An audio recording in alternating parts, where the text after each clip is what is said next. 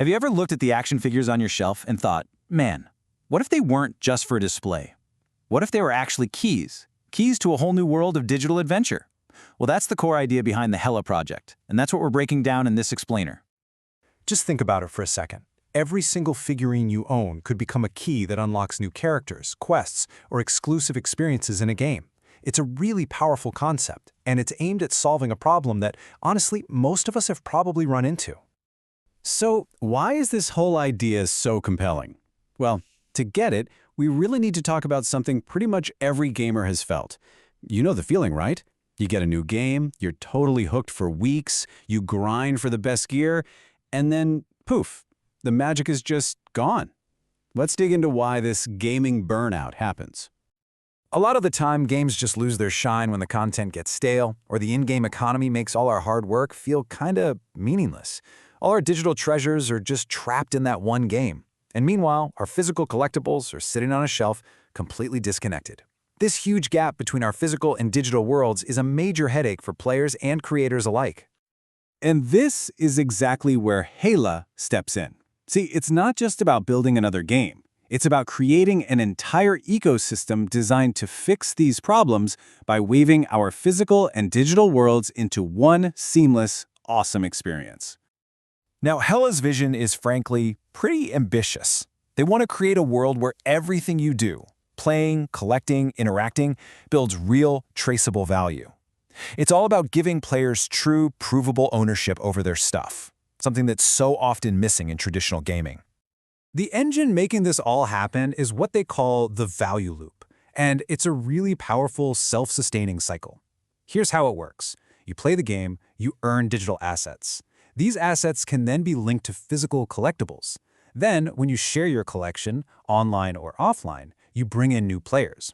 This fuels the whole ecosystem, which in turn funds the creation of even more content. It's designed to keep things fresh and rewarding, like all the time. Okay, so how does this all actually work in practice? I mean, how do you really connect a physical toy to a digital game? It sounds like magic, but it's based on a really cool concept. The word you're looking for is phygital.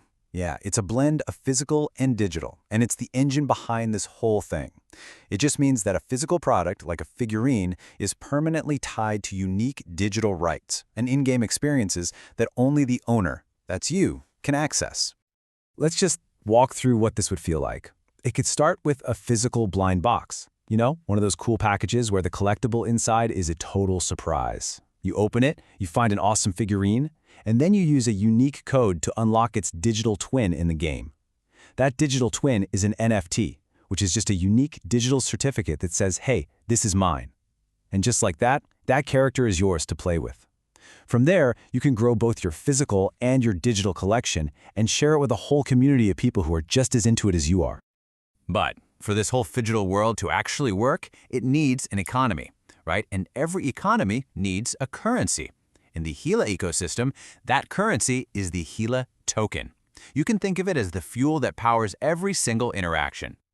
So here are the key details you need to know. The token is called Hela, it's built on the BNB smart chain, and there's a fixed supply of 1 billion.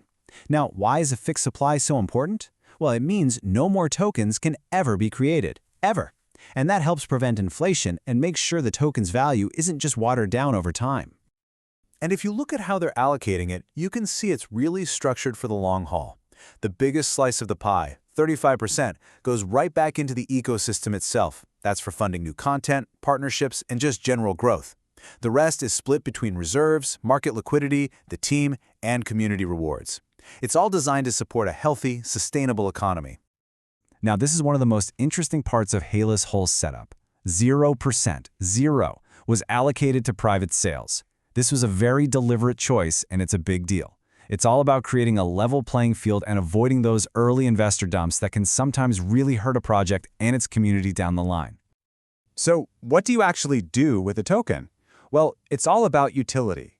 You'd use Hela to buy a season pass, to mint, or, create new digital assets, or even to pay the tiny fee to activate the digital rights from that awesome new figurine you just bought. It's basically the currency for almost everything you do in this world. Okay, this all sounds great in theory, but what's the actual game plan to make it a reality?